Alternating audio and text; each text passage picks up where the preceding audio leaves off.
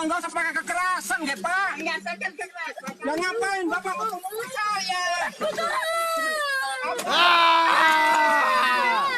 Enggak, sekarang Bapak haknya mukul saya apa? Saya kan lihat dulu.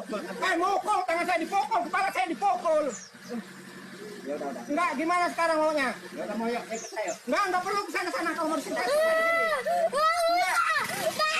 Jangan pakai pala kan. Apa saya? Bapak mau kemana? Hei, Biarin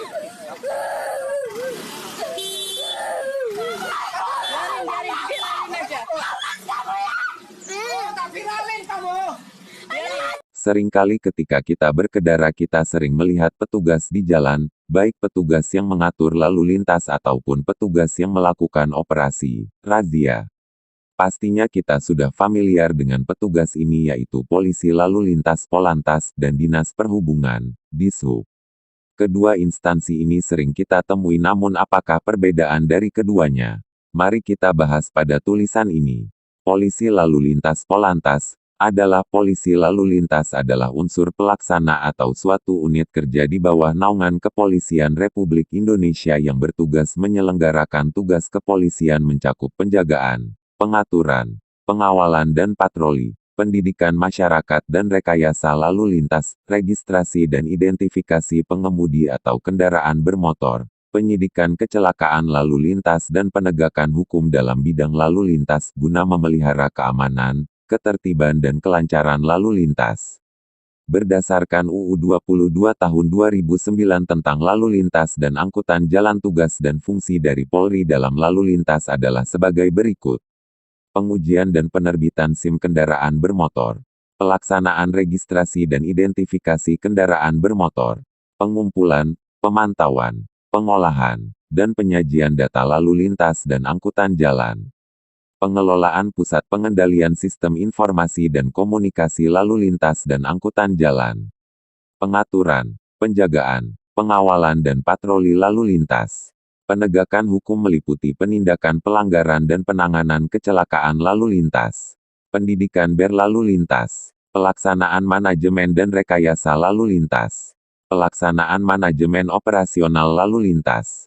Dinas Perhubungan. Dishub merupakan unsur pelaksana pemerintah daerah di bidang perhubungan yang dipimpin oleh kepala dinas dan berkedudukan di bawah dan bertanggung jawab kepada bupati melalui sekretaris daerah. Berdasarkan UU 22 Tahun 2009 maka tugas dan fungsi Dinas Perhubungan adalah sebagai berikut. Penetapan rencana umum lalu lintas dan angkutan jalan. Manajemen dan rekayasa lalu lintas. Persyaratan teknis dan laik jalan kendaraan bermotor.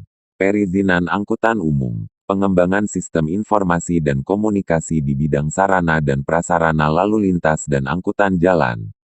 Pembinaan sumber daya manusia penyelenggara sarana dan prasarana lalu lintas dan angkutan jalan, dan penyidikan terhadap pelanggaran perizinan angkutan umum, persyaratan teknis dan kelaikan jalan kendaraan bermotor yang memerlukan keahlian dan atau peralatan khusus yang dilaksanakan sesuai dengan ketentuan undang-undang.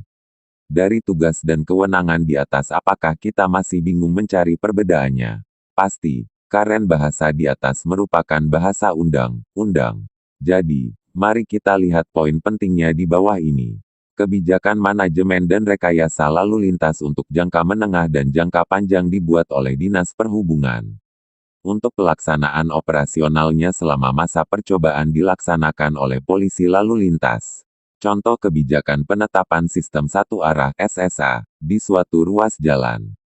Ketika mulai dilaksanakan diawasi oleh polisi lalu lintas. Di jalan Polantas boleh memberhentikan kendaraan ketika terjadi pelanggaran.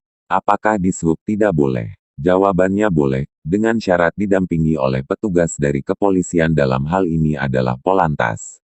Contoh kegiatan adalah razia gabungan atau Giat 21. Khusus untuk kendaraan angkutan umum dan angkutan barang, kelengkapan kendaraan diperiksa oleh Dishub termasuk uji berkala atau KIR. Sedangkan untuk kelengkapan surat kendaraan diperiksa oleh Polantas. 3 poin di atas yang membuat perbedaan antara Dishub dan Polantas rancu, maka sekarang kami berharap kita bisa membedakan antara Dishub dan Polantas. Akan tetapi apapun pekerjaan kita, apapun tugas dan kewenangan kita, alangkah baiknya kita saling menghargai dan menghormati. Salam perhubungan.